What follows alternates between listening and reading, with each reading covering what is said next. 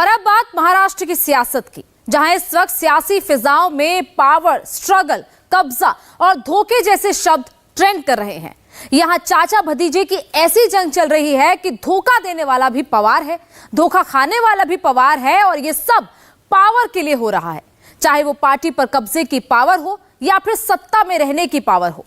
महाराष्ट्र में ये जंग क्यों शुरू हुई, किस दिन शुरू हुई, किस दिन भरोसा टूटा, किस दिन उम्मीद छूटी और उसका क्लाइमैक्स क्या होगा, ये जानने के लिए हमारी ये खास रिपोर्ट देखिए।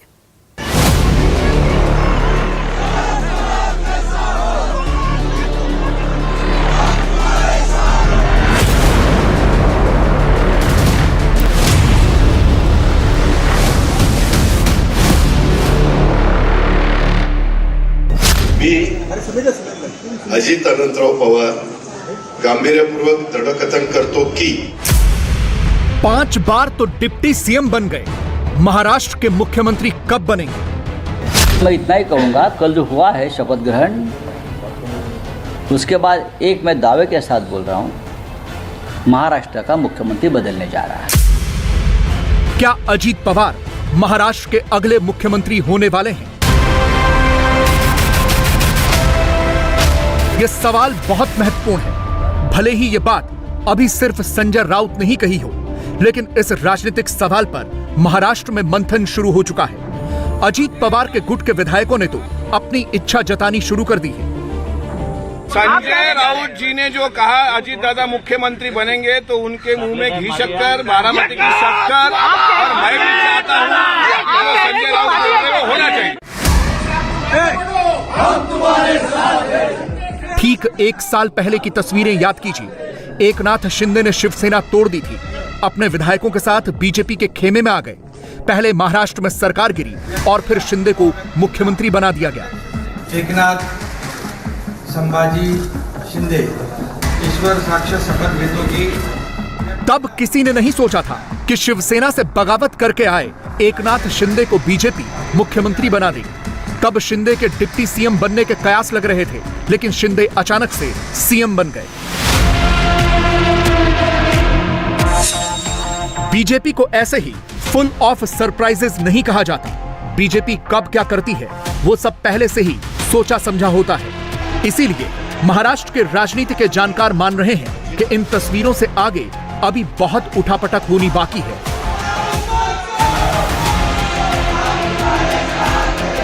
कल अजित पवार ने 5वीं बार महाराष्ट्र के उप मुख्यमंत्री पद की शपथ ली।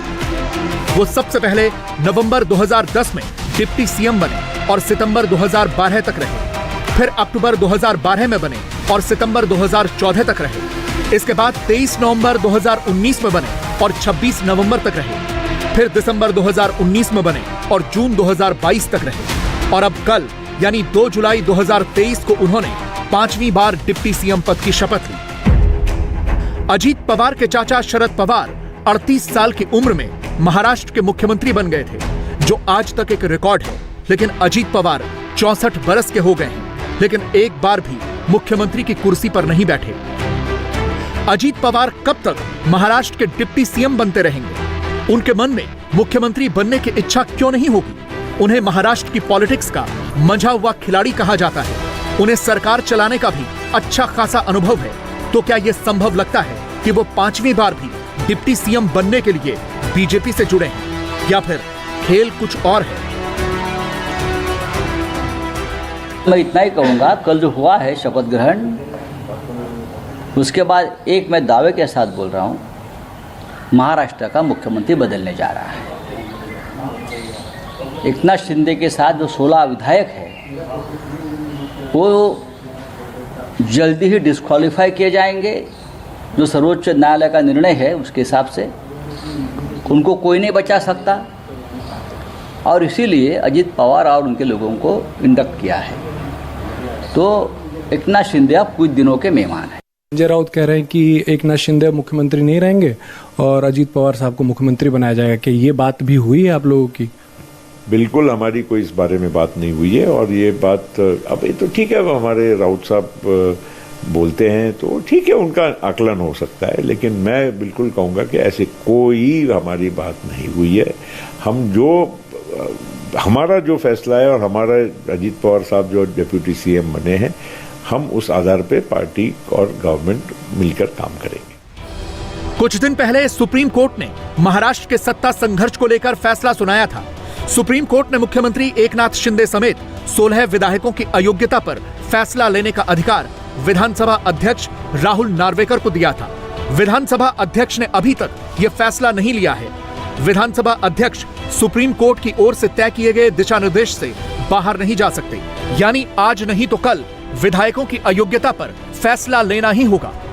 अगर ऐसा हुआ तो शिंदे मुख्यमंत्री नहीं रह पाएंगे। इसीलिए संजय राउत को लग रहा है कि बीजेपी ने अपना प्लान बी एक्टिवेट कर दिया है। अजीत पवार को डिप्टी सीएम बनाना बीजेपी की वैकल्पिक योजना का हिस्सा बताया जा रहा है। खुद अजीत पवार के समर्थकों ने उन्हें मुख्यमंत्री बनाने की इच्छा जतानी शुरू कर दी है। अजीत दादा जो मुख्यमंत्री बने, इस तरह की भावनाएं तमाम विधायक कर रहे हैं, आपकी भावना क्या है? मेरी भी भावना, मेरी नहीं, इन सब लोगों की भावना है। ये सब, ये बीड़ से आए, ये जलगांव से आए और कहीं से है, इन सबको लगता है अजीत दादा, ये अमरनेर से है, इनके तो विधायक अभी कैबिनेट मंत्री बन चुके हैं। इन सबको लगता है कि अजीत दादा ने महाराष्ट्र का नेतृत्व करना चाहिए। हिंदू भी है, मुसलमान भी है, सभी है। लेकिन मुख्यमंत्री तो फिलहाल एकनाथ शिंदे है, फिर ये कैसे संभव हो पाएगा? करना चाहिए। ये संभव कैसे होगा वो बात की बात है, लेकिन आपने जो सवाल पूछा कि आपको क्या लगता है, तो हमें लगता है अजीत दादा ने महाराष्ट्र का नेतृत्व करना चाहिए। लेकिन जिस कानूनी पचड़े में एकनाथ शिंदे और उनके साथ बगावत करने वाले विधायक फंसे हैं, उसमें तो अजीत पवार और उनका गुट भी फंस सकता है। लेकिन ये भविष्य की बातें हैं। फिलहाल तो अजीत पवार और शरद पवार के गुट के बीच का युद्ध साफ साफ दिखने लगा है। दोनों गुटों के बीच पार्टी पर कब्जे की लड़ाई चल रही है। शरद पवार ने सांसद प्रफुल्ल पटेल और सुनील तटकरे को पार्टी से बाहर कर दिया है। अजीत पवार की जगह जितेंद्र आव्हाड को विधानसभा में विपक्ष का नेता और चीफ विप नियुक्त किया है। दूसरी तरफ अजीत पवार के गुट ने भी कार्रवाई की है। उन्होंने सुनील तटकरे को महाराष्ट्र का प्रदेश अध्यक्ष बना दिया। अनिल पाटिल को विप की जिम्मेदारी दी है। इधर शरद पवार ने अजीत पवार और 8 दूसरे विधायकों को अयोग्य ठहराने के लिए विधानसभा स्पीकर और चुनाव आयोग को पत्र लिख दिया है। हमारी संख्या, कितने लोग हमारे साथ है, वो आने वाले दिनों में सबके सामने आएगा। हमें आज ऐसा लगता है कि 53 हमारी पार्टी की स्ट्रेंथ है असेंबली में, उसमें से 9 जन जो उस तरफ गए हैं, जिनके ऊपर हम डिस्क्वालिफिकेशन का पिटीशन दाखिल किया है, वो छोड़ के बाकी सब लोग हमारे साथ हैं। क्योंकि आज पवार साहब जब सातारा जा रहे थे, कराड़ जा रहे थे, तब बहुत सारे लोग जो कल शपथ विधि में मौजूद थे, वो सारे लोग पवार साहब के साथ वहां पे है। कितने विधायक, कितने सांसद, कितने विधान परिषद के लोग इस वक्त आपके साथ? भाई देखिए, सारी मेजॉरिटी, अच्छी मेजॉरिटी इस फैसले के साथ है। इसलिए कोई भी इसमें कोई किंतु परंतु वाली बात नहीं है कि ये कोई फैसला ऐसे ही हो गया कि लोग नहीं है, ऐसा बिल्कुल नहीं है।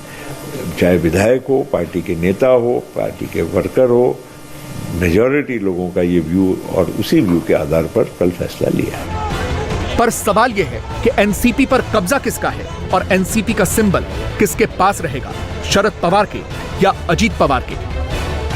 पवार साहब ने ये स्पष्ट कर दिया है कि पार्टी और सिंबल किसी की भी नहीं हो सकती, वो मेरी है और मेरी रहेगी।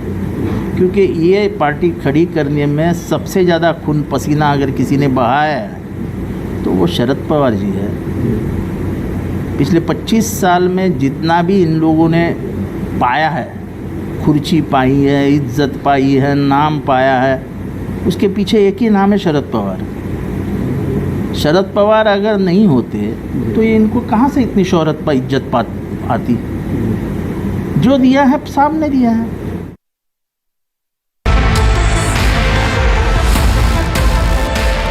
एनसीपी में कब्जे की लड़ाई के साथ साथ भावनाओं का भी युद्ध हो रहा है। कल शरद पवार से बगावत हुई और आज वो जनता के बीच पहुंच गए। ये सतारा के कराड़ की तस्वीरें हैं, जहां महाराष्ट्र के पूर्व मुख्यमंत्री यशवंतराव चौहान की समाधि है, जिन्हें शरद पवार अपना राजनीतिक गुरु मानते हैं। इसीलिए गुरु पूर्णिमा का दिन चुना गया। शरद पवार ने यशवंतराव चौहान की समाधि पर जाकर आशीर्वाद मांगा और वहां मौजूद पार्टी के कार्यकर्ताओं को संबोधित भी किया। कार्यकर्ता भी खूब जोश में दिख रहे हैं।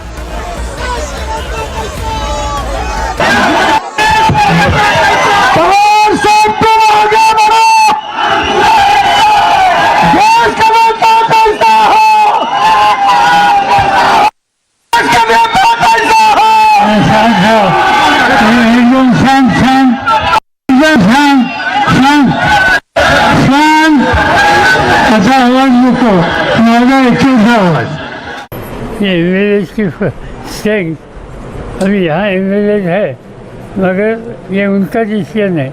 हमने स्ट्रेंथ दिखाने के लिए यहाँ किसी को बुलाया नहीं। 8-10 दिन के बाद लोग जब सोचेंगे तब मुझे भी पक्की स्थिति क्या है इसका अंदाज़ा आएगा। और दूसरी बात है कि स्ट्रेंथ कभी कम हो जाती है, कभी चुने हुए साथी छोड़ जाते हैं।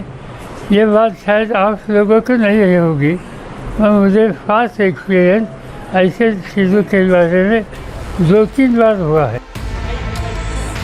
महाराष्ट्र की सियासत का यही बड़ा सवाल है कि क्या शरद पवार को इमोशनल अपील पर वोट मिलेंगे, क्योंकि उन्होंने ये माहौल बनाना शुरू कर दिया है कि उन्हें तो कुछ पता ही नहीं था और उनकी पीठ के पीछे बगावत हुई और अजीत पवार पूरी पार्टी तोड़ कर ले गए।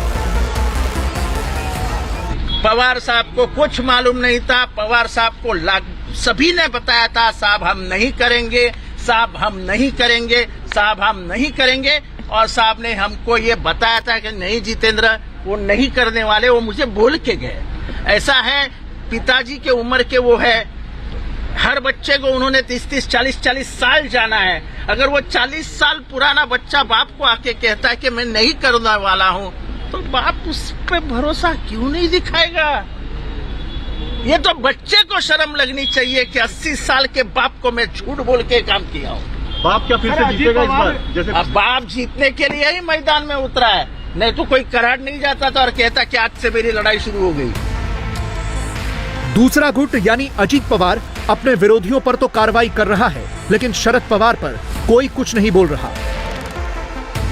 अजीत पवार का गुट शरद पवार को अभी भी अपना नेता और गुरु मान रहा है और उनसे अपील कर रहा है कि वो इस बगावत का समर्थन करें।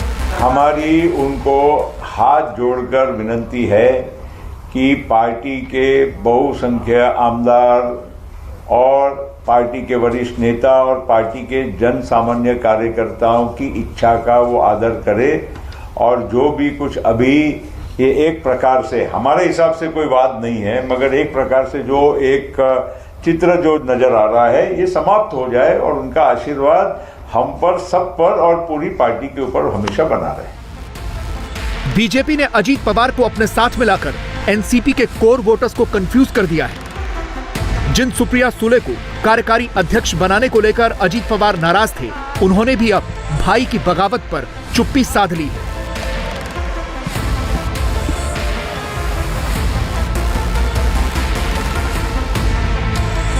आज मुंबई में दोनों गुटों की अलग अलग मीटिंग्स चलती रही और आगे की रणनीति बनती रही।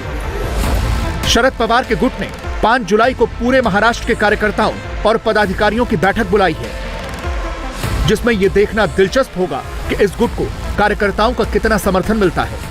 इंडिया टीवी हर वक्त हर जगह डाउनलोड करने के लिए सर्च करें India TV news Google play store या ऐप स्टोर पर।